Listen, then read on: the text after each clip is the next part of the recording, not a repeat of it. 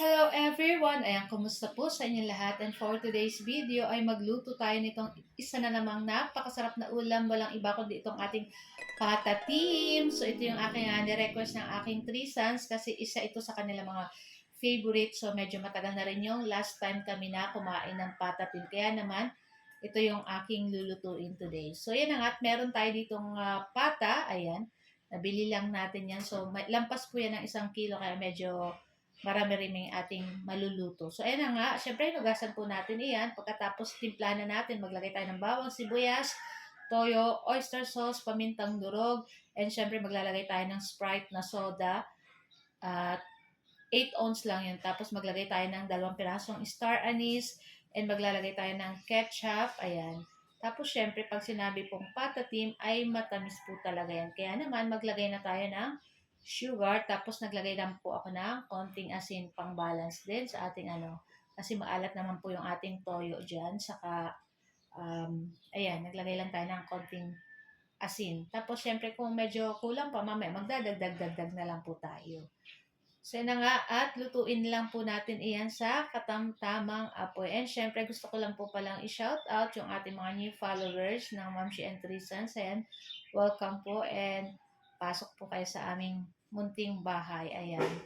So ayan na nga, at binuksan na natin pagkakulo nitong ating pata. Ayan, syempre, ang pata po medyo matagal-tagal po or matigas po yung pata. Kaya mga almost 1 oras natin yung niluto sa lang na apoy, hindi naman sobrang lakas. Pag nilalakasan po kasi natin, mas matagal pong maluto ang karne. Ayan.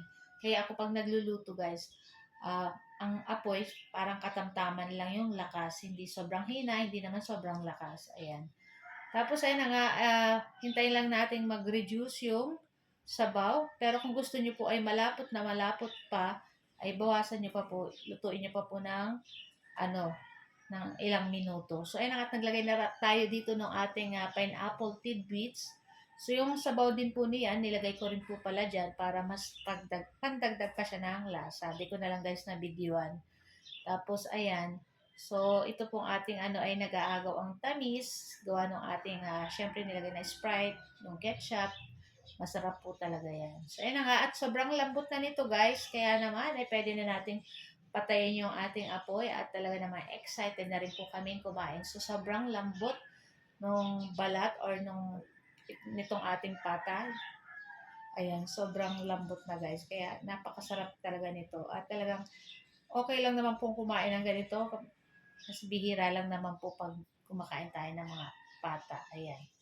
Kaya okay lang, maparami yung kain natin. So, ayan na nga, at pwede na natin patayin yung ating apoy dyan, guys. At i-transfer na rin natin tong ating patatim sa ating plato or sa ating mangkok. So, guys, ayan, ito lang po ang ating video today. At sana po ay nag-enjoy kayo. Kung bago pa lang po kayo sa aming page, huwag niyo po sanang kalimutan mag-like at mag-follow para palagi po kayong updated sa aming mga bagong video na i-upload.